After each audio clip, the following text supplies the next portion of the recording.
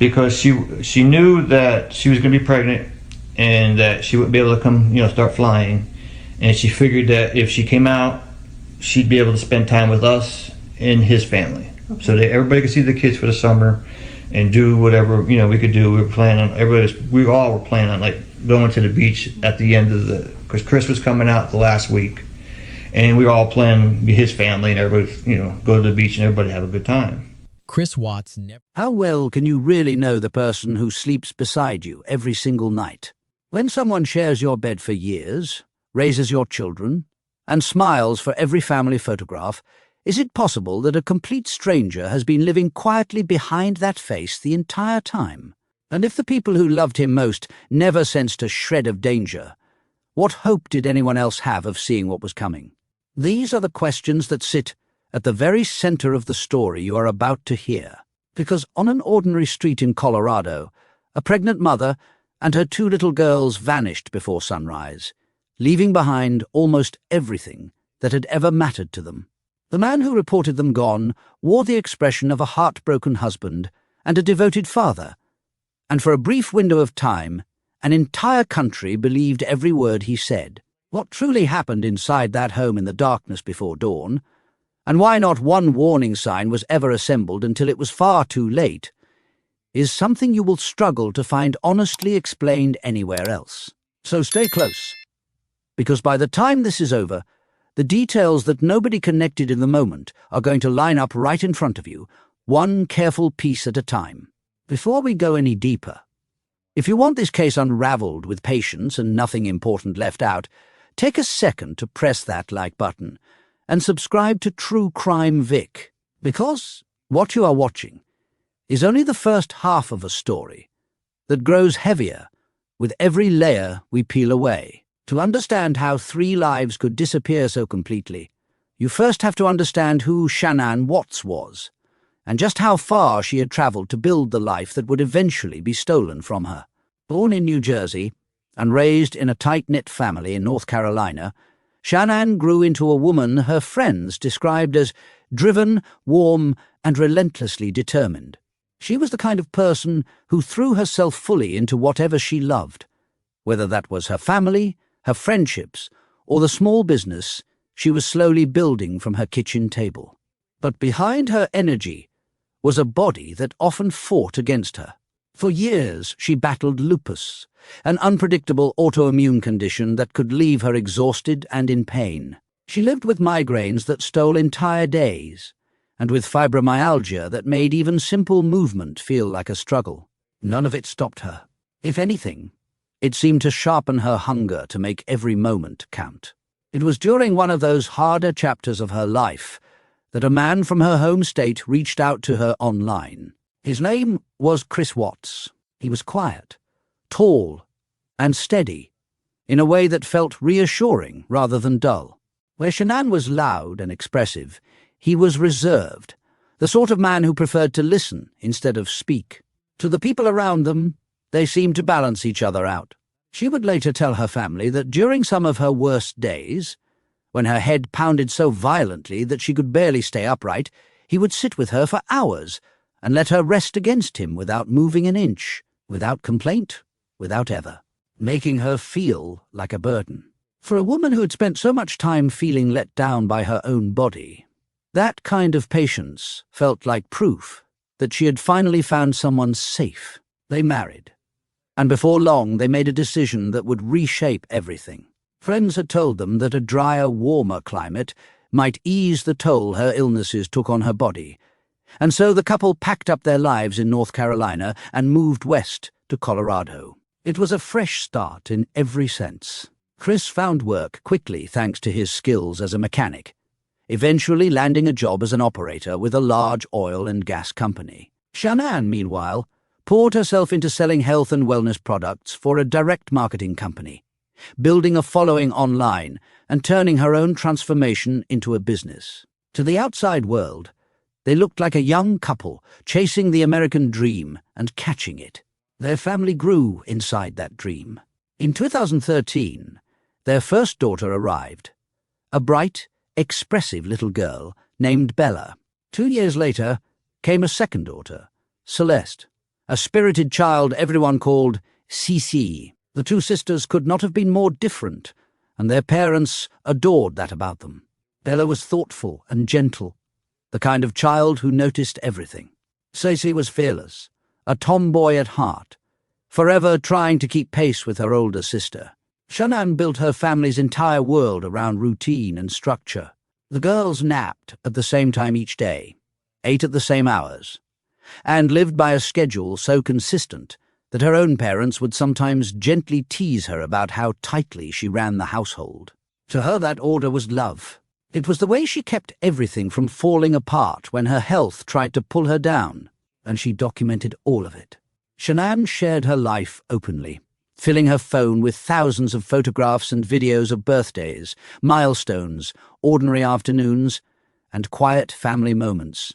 To the people who followed her online, the Watts family looked close to perfect. There were beach trips and matching outfits, laughing children, and a husband who appeared content in the background. But a life that looks flawless from the outside almost never is, and beneath the polished surface, pressures were building that very few people were allowed to see. The first of those pressures was money. Despite two incomes, the family was stretched thin. A few years into their life in Colorado, the couple had filed for bankruptcy, buried under debts that had grown far beyond what they could comfortably carry. A large home, the cost of raising two children, and the demands of daily life had left them financially fragile. Shanann rarely spoke about these struggles to her family. She was proud, and she was determined to handle her own problems without dragging the people she loved into them. So while the strain quietly grew behind closed doors, the version of their life that the world saw stayed bright and unbothered. Then, in the spring of 2018, came news that should have been the happiest of all. Shanann discovered she was pregnant with their third child, a baby boy. For a woman who had endured so much simply to carry her first two daughters, this pregnancy carried both joy and risk. Her family worried openly about what another pregnancy might do to her fragile health, and they told her so, gently but honestly. Still, Shanann was thrilled. She celebrated the way she always did, with a surprise. She had special shirts made for the family to announce the news, and she captured the reveal on camera, wanting to hold on to the moment forever. In that footage, her husband appeared stunned, then delighted, wrapping his arms around her as the reality settled in. To anyone watching, it looked like the picture of a growing, happy family, stepping into a new chapter together. But somewhere in those same months, something in Chris Watts began to change, and the people closest to him noticed the shift long before they understood it. He grew quieter than usual, more distant, more withdrawn into himself. He lost a noticeable amount of weight, and seemed increasingly focused on his own appearance and his own world. Shanann's father, who spent time around the family and knew their rhythms intimately, would later say that Chris had started to seem sterner with the girls, less patient, less present. At the time, he brushed it off as the ordinary weariness of a father with two energetic children underfoot. He assumed it was nothing more than a man tired from long days and short nights.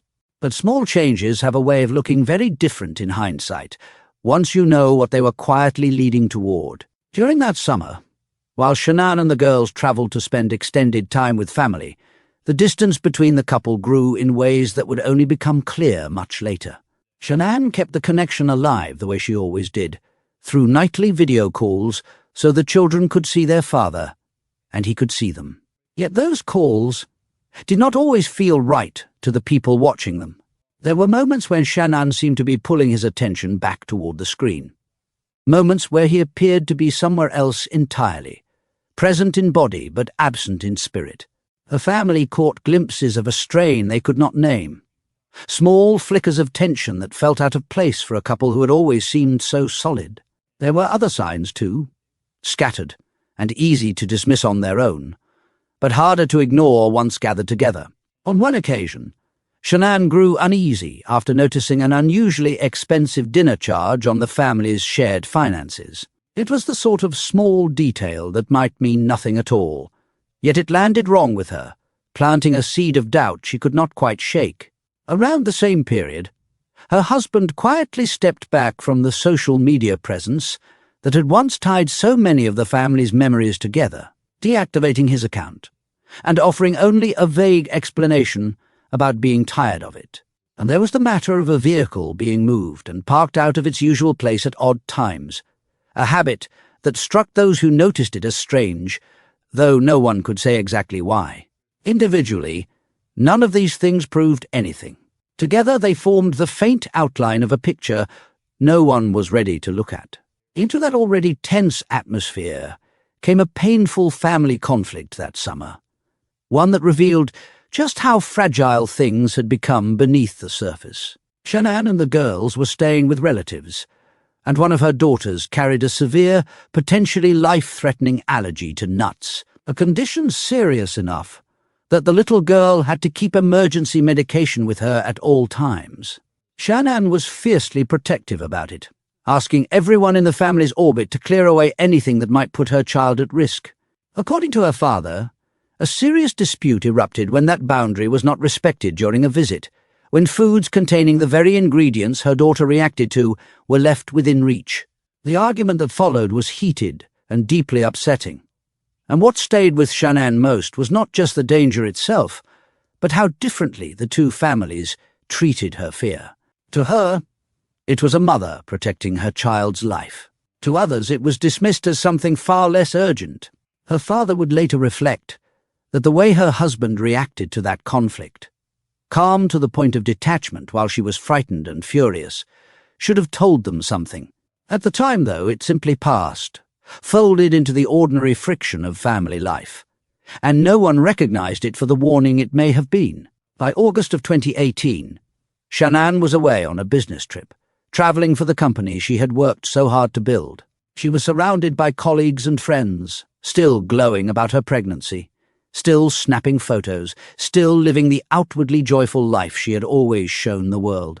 Yet those who were with her sensed she was carrying a weight she had not fully explained. She had reached out to a few close friends with worries about her marriage, hints that her husband had grown cold and unaffectionate, fears that he seemed unhappy in a way she could not fully explain.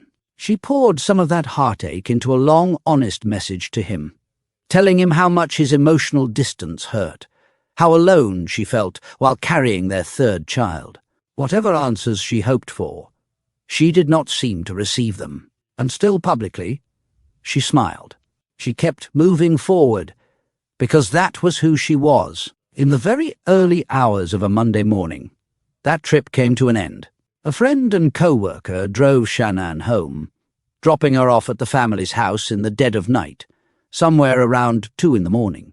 It was the last time anyone outside that home would ever see her alive.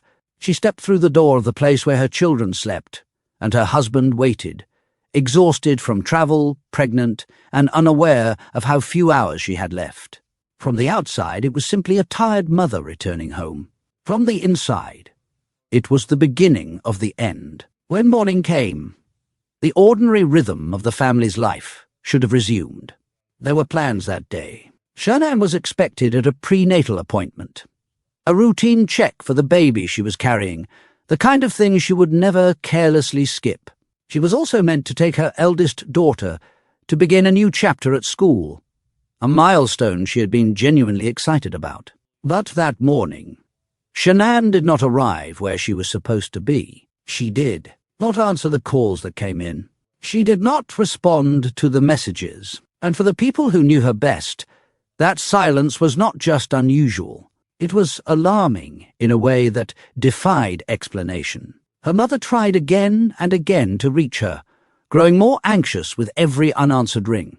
The friend who had driven her home only hours earlier could not get through either, and when that friend went to the house to check on her, she found herself locked out, unable to get past a safety latch on the door. Something felt deeply wrong. This was a woman whose phone was practically an extension of herself, who ran her entire business from that device and rarely let it leave her side. For her to go quiet, to become unreachable, to vanish from the constant stream of contact that defined her daily life was almost unthinkable. And so the people who loved her did the only thing that made sense. They called the police. When officers arrived to check on the home, the man of the house was reached and eventually returned. Chris Watts appeared cooperative, even helpful, granting permission for the house to be searched. But what that search uncovered only deepened the dread. The family dog was there, unharmed. Yet Shannon was nowhere to be found, and neither were the girls. Her purse remained inside, still holding her keys and her medication.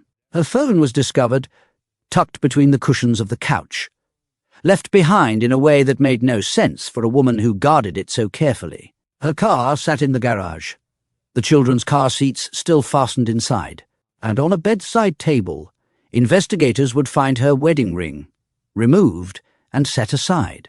Everything a mother would need to leave, everything she would take if she had simply walked away, had been left exactly where it lay. For Shannon's father, that single detail cut deeper than almost anything else. He knew his daughter. He knew that her phone never left her, that her routines were sacred, that she would never disappear without a trace and abandon the things that anchored her life. When he learned that her emergency belongings and her lifeline of a phone had been left behind, he did not hesitate. He told the investigators plainly that something was terribly wrong, that his daughter would not, could not, have simply run off into the night with 2 small children and no way to care for them. He pushed them, urgently, to treat this not as a woman who had wandered away, but as a mystery that demanded to be solved. His instincts screamed that this was not a case of someone choosing to leave. It was a case of someone being taken from a life she had fought so hard to hold together. In those first hours and days, the man at the center of it all stepped into the public eye. Standing outside his home, Chris Watts spoke to local news cameras and pleaded for the safe return of his wife and daughters. He described the silence he claimed to have walked into, the emptiness of a house that should have been full of noise and small footsteps, and the voices of the people he loved.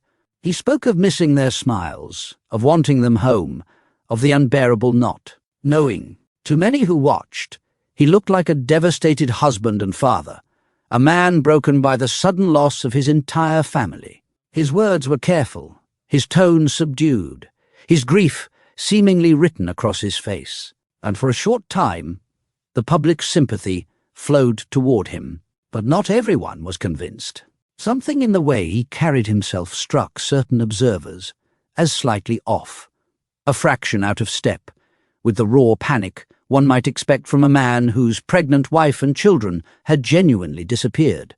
Investigators noticed it too. There was a quality to his account, a strange calm and an unsettling way of speaking about his family that raised quiet questions in the minds of the people trained to notice such things. As the search widened and the community rallied, hanging hope on every passing hour, a very different investigation was beginning to take shape behind the scenes, one that would soon turn the spotlight in a direction no one in the family was prepared to face. And then came the detail that would crack the entire story open. A neighbor living nearby had a security camera trained toward the street, the kind of everyday device that quietly records the comings and goings of a peaceful residential block. That camera had been running in the pre-dawn hours of the morning Shannon and the girls disappeared. When the footage was reviewed, it captured something that did not match the picture Chris Watts had painted. It showed his work truck being backed up and maneuvered at the house in the darkness before sunrise, and it showed him loading it. What it did not show was equally powerful. There was no sign of Shannon leaving, no sign of the children being carried out to go anywhere, no trace of the family departing together, as any innocent explanation would have required. The camera had recorded a version of that morning that quietly contradicted the grieving husband's every word. For the people who understood what they were looking at, that footage was a turning point. It transformed a desperate search for a missing family into something far darker and far more focused. The truck at the house, the loading in the dark, the absence of any evidence that Shannon and her daughters had walked out that door alive. All of it pointed away from the story of a woman who had simply vanished, and toward a truth that no father, no mother, no friend ever wants to confront. The man who had stood before the cameras asking for his family to come home was now standing at the center of the very mystery he claimed to be desperate to solve. Shanann's father would later admit that he had wanted, more than anything, to believe in his son-in-law. For years he had seen a quiet, seemingly caring man who played with his granddaughters, who bathed them, who appeared to do everything a good father should. He had trusted that image completely. But as the anomalies stacked one upon another, the moved vehicle, the deleted account, the unusual charge, the strange distance, and now the impossible silence of a woman who never went quiet, that trust began to buckle under the weight of everything it could no longer explain. A grieving father found himself caught between the son-in-law he thought he knew and the terrifying possibility of who that man might really be. And that is where the ground truly begins to shift beneath this story. Because everything you have heard so far, the loving family, the devoted father, the picture-perfect life, is about to collide with what investigators were quietly uncovering behind the scenes. The disappearance was no longer being treated as a mystery of the missing. It was becoming something else entirely, something that would test the limits of what those closest to Shanann could bear to believe. The questions that opened this story, about how well any of us can truly know the person beside us, and about how a warning sign can hide in plain sight until it is too late, are about to find their answers. And those answers are more devastating than anyone in that family ever imagined.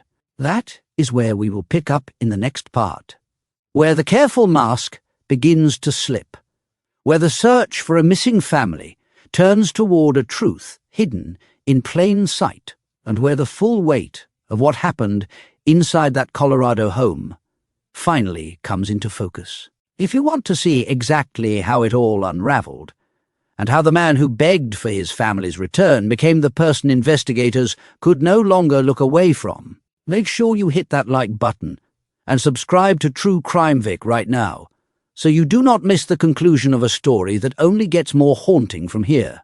How do you keep breathing once you finally know the truth? When the man you trusted with your daughter's life, the person you welcomed into your family and treated like a son, turns out to be the very thing that took her from the world, where is a father supposed to put that kind of knowledge? Can any prison cell, any confession, any sentence handed down in any courtroom ever come close to balancing the weight of a mother and two small children who never saw the danger standing right beside them? And when the man responsible looked directly into television cameras and pleaded for the safe return of the family he had already destroyed, how long can a performance like that survive before it crumbles beneath everything it is hiding? These are the questions waiting inside the second half of this story, and I promise you they lead somewhere darker than most people ever realize. Because the answers are not the tidy ones repeated in headlines. The real reckoning, the quiet devastation that unfolded behind the scenes, is something you will only find laid out honestly right here, so stay with me until the very end. If this is the kind of storytelling you came for, careful, complete, and told with respect for the people at the heart of it, do yourself a favor and hit that like button and subscribe to True Crime Vic before we continue, because the pieces we left hanging in the first part are about to fall into place, and you will not want to walk away before they do. When we left this story, a pregnant mother and her two daughters had vanished from an ordinary home in Colorado, leaving behind everything a person would need to walk out into the world. Her phone sat wedged in the couch. Her purse waited by the door with her keys, and her medication still inside.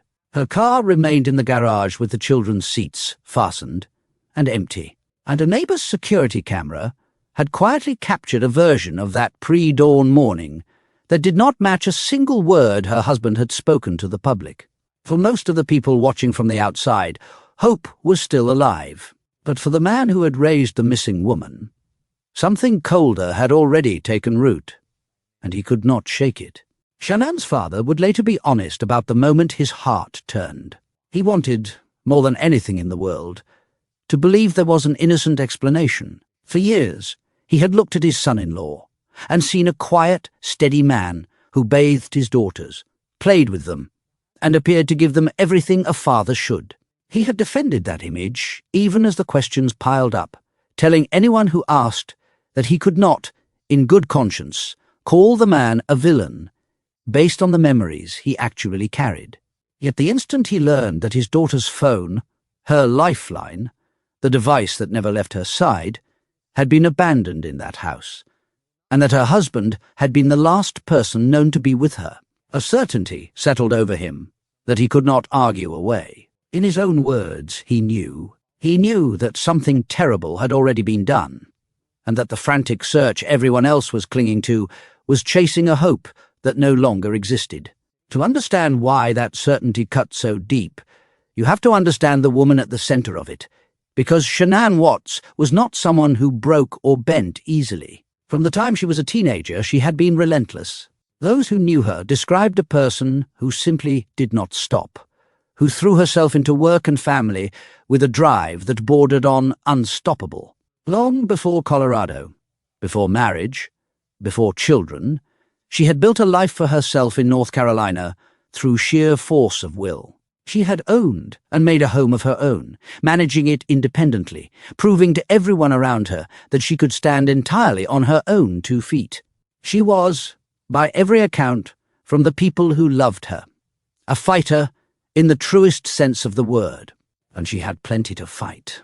Her body had waged war against her for most of her life. As a child, she suffered migraines so severe they sent her to hospitals and specialists, headaches that no one could explain for years, that resisted every test and every doctor until a diagnosis finally emerged. She lived with lupus, an unpredictable autoimmune illness that could drain her without warning. She carried the burden of fibromyalgia, and she had endured surgery on her spine and neck. Pregnancy, for a woman with her conditions, was genuinely risky, and her family had worried openly each time. Yet she pressed forward through all of it, refusing to let illness define the shape of her days. She wanted her family, and she reached for it despite every reason to be cautious. That is why the idea of Shanann quietly slipping away in the night, abandoning her home, her children, and everything she had built, was unthinkable to the people who truly knew her. She was not a woman who ran. She was a woman who dug in. Her father would insist to investigators again and again that his daughter would never leave that house without a fight so fierce that no one could have doubted it. She had legs strong enough, spirit fierce enough, and love deep enough that surrender was simply not in her. If harm had come to her, he was certain it had not come while she stood her ground. And that certainty, that unshakable knowledge of who his daughter was, told him everything the official caution refused to say out loud. In the terrible clarity that followed, her father began reassembling fragments that had seemed meaningless while life still felt normal. There had been the matter of the car. Her company vehicle moved from its usual place in the garage and left down the street during the weeks the family was away, a small deviation from routine that had no obvious reason behind it. There had been the strange business with the garage itself, an entry keypad that never seemed to work properly, and an alarm that kept announcing the door opening on its own. Glitches Shanann had asked to have fixed, and that lingered unresolved. There had been the quiet disappearance of her husband from the social media accounts that had once tied so many of the family's memories together, deactivated without real explanation in the very stretch of time when everything was coming apart. Each of these, on its own, was the kind of ordinary domestic oddity that anyone might overlook. Stacked together, and viewed through the lens of what came after, they formed a pattern the father could no longer unsee, the faint architecture of something that had been building long before that final morning. While the family wrestled with dread, the investigation was quietly tightening in ways the public could not yet see. The man who had stood before news cameras describing an empty, silent house was invited to speak with investigators, and the more he spoke, the more the cracks began to show. Trained observers noticed the strange calm in him, the unsettling way he referred to his family, the small inconsistencies that did not fit the story of a devastated husband. He agreed to a polygraph examination, and it did not go the way an innocent man would hope. Behind the scenes, investigators were doing the patient, unglamorous work that solves cases, pulling phone records examining digital footprints, and reconstructing the movements that the public pleas had tried to paper over. In the interview room, the more he was pressed, the more the composure he had shown, the cameras began to slip, and observers noticed that at times he spoke of his wife and daughters in the past tense, as though he already knew they were never coming back. The neighbor's security footage that had surfaced early in the search took on a damning new weight against this backdrop. It had recorded his work truck being maneuvered at the house in the darkness before dawn, and it had captured him loading it, yet it showed no trace of Shanann or the children leaving, as any honest account of that morning would have required. What had first looked like a strange detail now read like the opening frame of a confession he had not meant to leave behind. What that work uncovered reshaped everything.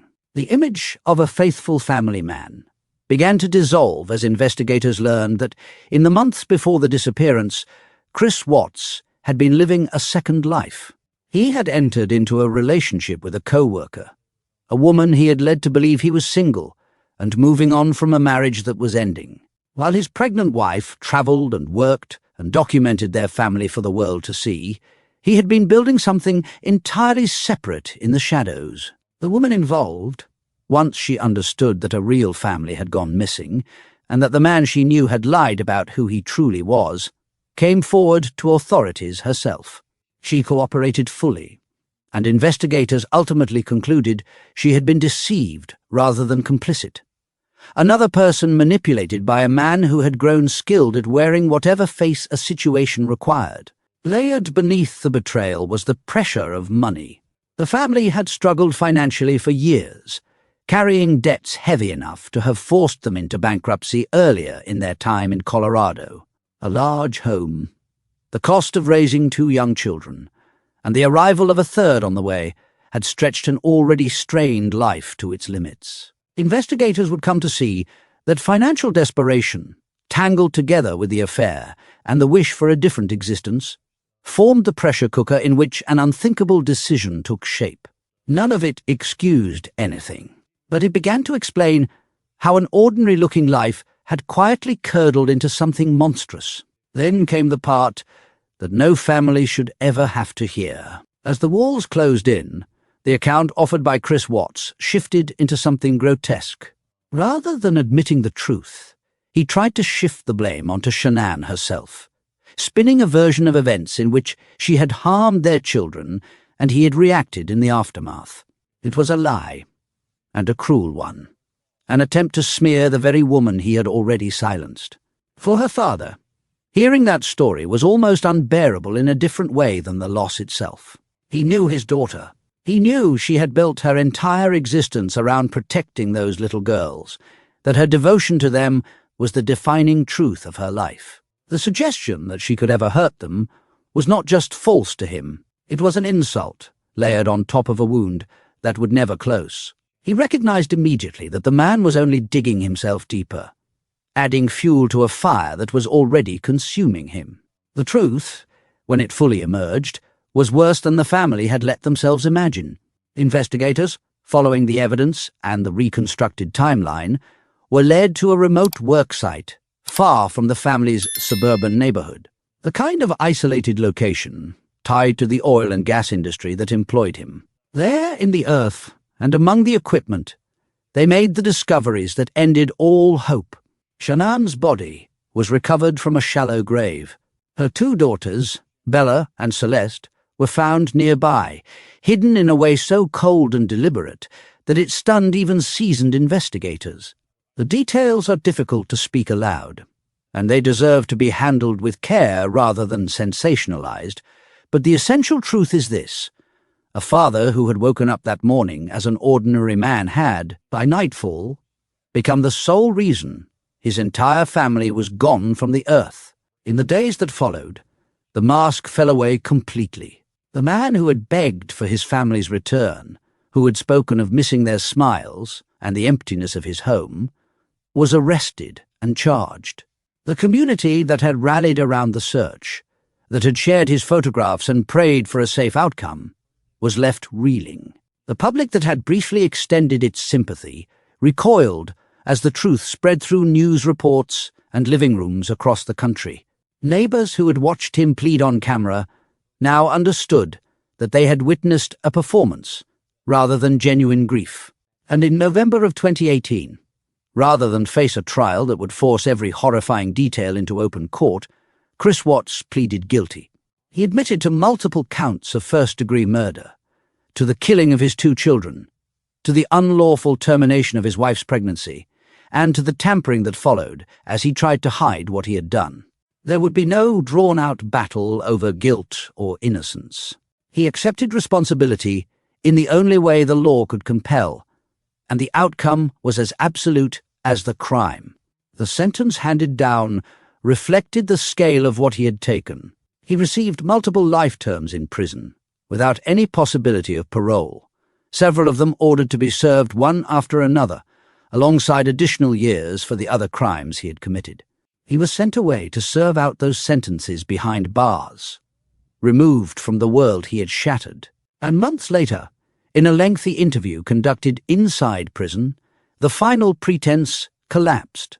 Away from cameras and public sympathy, with nothing left to protect and no audience left to persuade, he abandoned the last of his lies and admitted the fuller truth of what he had done, confirming that he alone was responsible for the deaths of his wife, his daughters, and the unborn son he would never meet.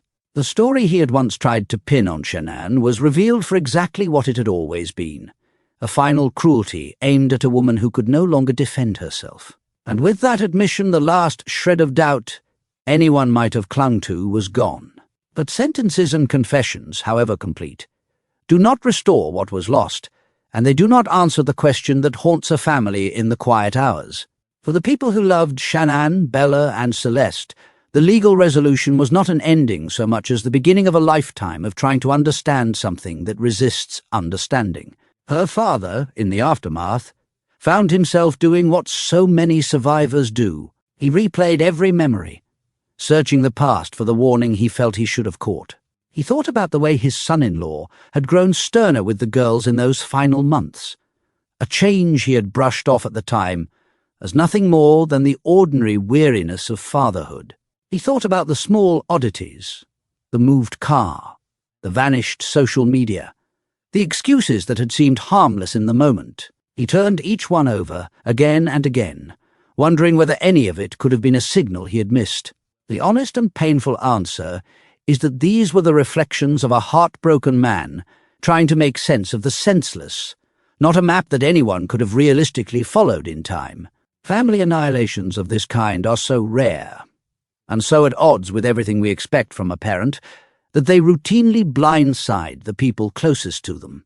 The signs that seem obvious in hindsight are almost invisible while life is still unfolding normally, precisely because no loving relative wants to imagine that the quiet man playing with the grandchildren could ever be capable of such a thing. Shanann's father should never carry the weight of failing to predict the unpredictable. What he saw was a family. What hid inside it was something no one should have to suspect. And perhaps the hardest part of all was that the two images refused to reconcile. There was the man he remembered, the one who had cradled newborn granddaughters at family gatherings, who had traded playful comments with him over photographs, who had seemed by every ordinary measure to be a caring and devoted father. And then there was the man revealed by the evidence and the confession, capable of something so far beyond comprehension that no amount of hindsight could bridge the gap between them. Living inside that contradiction, holding both truths at once without being able to make them fit, is a particular kind of torment reserved for the families left behind by crimes like this one. And through all of it, what he grieved most was not abstract. It was the thousands of small, ordinary moments his daughter had captured on her phone. Shanann had documented everything, filling that device with photographs and videos of her girls at every milestone, every birthday, every unremarkable afternoon that now felt impossibly precious. She had been the kind of mother who could not stop taking pictures, who snapped photo after photo of her father half asleep, with his hair sticking up, laughing at his protests, refusing to delete a single one. Those images were, in the end, among the only things left. And so a grieving father made a simple, devastating request to the authorities holding her belongings. He did not care about the phone itself. He asked only that they preserve the pictures, that they save the memories his daughter had so lovingly gathered, so that the family would have something of her joy to hold on to after everything else had been stripped away. It is hard to imagine a smaller request, or a heavier one. That is where a story like this finally comes to rest, not on the villain, but on the enormous, irreplaceable absence he left behind. Shanann was a fighter who spent her whole life refusing to be beaten by her own body. A woman who built things from nothing and poured herself into the people she loved. She had been the engine of her household, the one who kept the schedules and remembered the details and held everything together with a fierce, tireless energy that everyone around her recognized. Bella was a thoughtful, watchful little girl on the edge of a brand new chapter at school, a child who noticed everything and carried a gentleness beyond her years. Celeste was fearless and bright, forever chasing after her big sister, the kind of spirited little one who refused to be left behind. And there was a baby boy who never got the chance to draw a single breath, a son whose name his mother had chosen with love and hope. 4 lives, 1 family, extinguished by the very person entrusted to protect them. The man responsible will spend the rest of his life in a cell, and the questions his family carries will outlast every headline written about the case. No punishment reaches deep enough. No explanation ever truly satisfies. Some absences simply remain, permanent and unfillable, no matter how much time passes. The questions we opened with, about how well any of us can truly know the person beside us, and about whether any justice can ever balance a loss this total, do have answers now. The facts are settled. The truth is known. But knowing the truth and being at peace with it are 2 very different things, and for the people who loved Shanann and her children, that peace may never fully come. What remains instead is remembrance, the deliberate choice to hold on to who these 3 people were, rather than only how they died. The mother's strength, the big sister's gentle heart, the little sister's fearless spirit, that is what deserves to be carried forward, long after the man who took them has faded into the anonymity of a prison number. Thank you for staying with this story all the way to its end, and for giving these victims the attention and the dignity they were owed. If this 2-part account moved you, honored the people at its center, or simply told you the truth with the care it deserved, please take a moment to hit that like button and subscribe to True Crime Vic, so you never miss the next case we bring into the light. Every subscriber helps us keep telling these stories the right way, with the victims always at the heart of them. And there are more waiting to be told.